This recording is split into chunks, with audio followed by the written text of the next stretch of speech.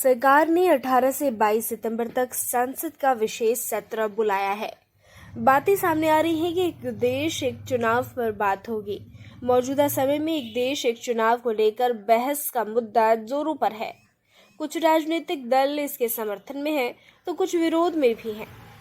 हाल ही में चुनाव आयोग ने यह कहकर इस मामले को और तूल दे दिया कि इस साल के सितंबर के बाद वह पूरे देश में एक साथ चुनाव कराने में सक्षम है।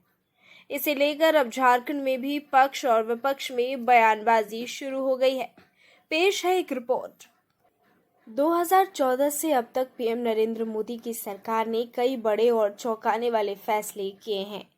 अब सरकार ने एक बार फिर से 18 से 22 सितंबर के लिए संसद का विशेष सत्र बुलाया है। इस सत्र में 5 बैठकें होंगी। ऐसे में उम्मीद की जा रही है कि इस विशेष सत्र में सरकार एक देश एक चुनाव पर बिल ला सकती है। इसे लेकर एक कमेटी का भी गठन किया गया है, जिसका अध्यक्ष पूर्व राष्ट्रपति रामनाथ कोविंद को बनाया गया है। वहीं इस मसले पर प्रदेश बीजेपी का कहना है कि जो सत्र को लेकर सवाल खड़े किए जा रहे हैं, उनको चिंतन करने की जरूरत नहीं है। जिस तरह से विपक्ष ने इससे पहले हुए सत्र को बाधित किया है, सदन को चलने नहीं दिया, हमें जनता ने मैंडेट किया है। एक देश एक चुनाव के अलावा कई और अहम मुद्दे हैं, उन मुद्दों पर भी चर्चा हो सकती है। प्रदीप जी, विशेष सत्र बुलाया गया है। ये पूछा जा रहा है कि आखिर ये जो सत्र है क्यों बुलाया गया है?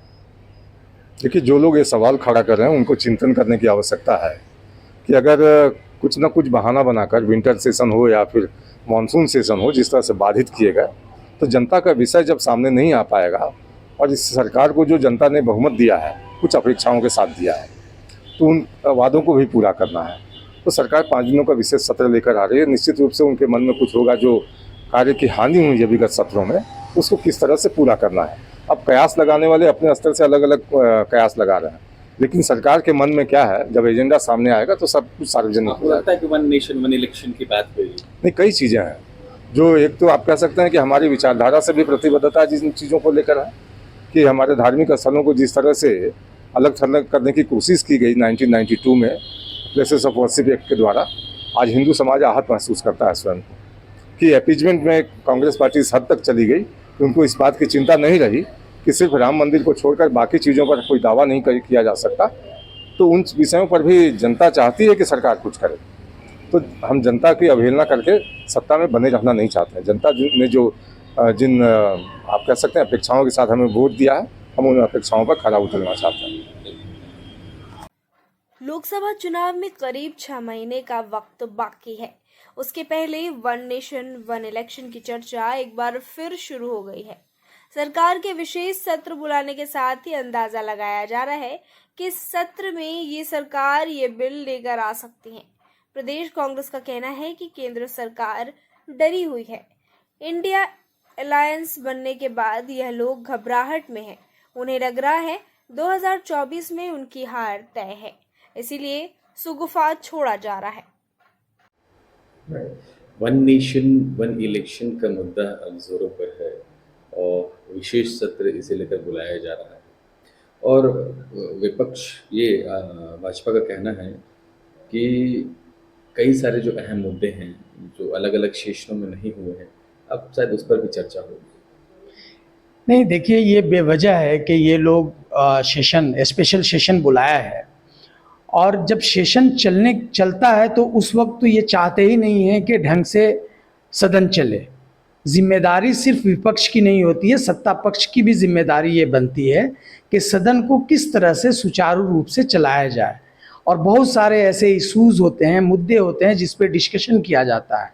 विपक्ष ने एक जिम्मेदार राजनीतिक दल होने के नाते कांग्रेस पार्टी ने उस मणिपुर के मुद्दे को जोरदार तरीके से उठाया। वो चाहते थे कि अच्छे से बेहतर तरीके से इस पे चर्चा हो, लेकिन शुरू से लेकर के आखिर दिन तक ये लोग ढंग से चर्चा नहीं किए। खाना पूरी करने का काम किया इन्होंने।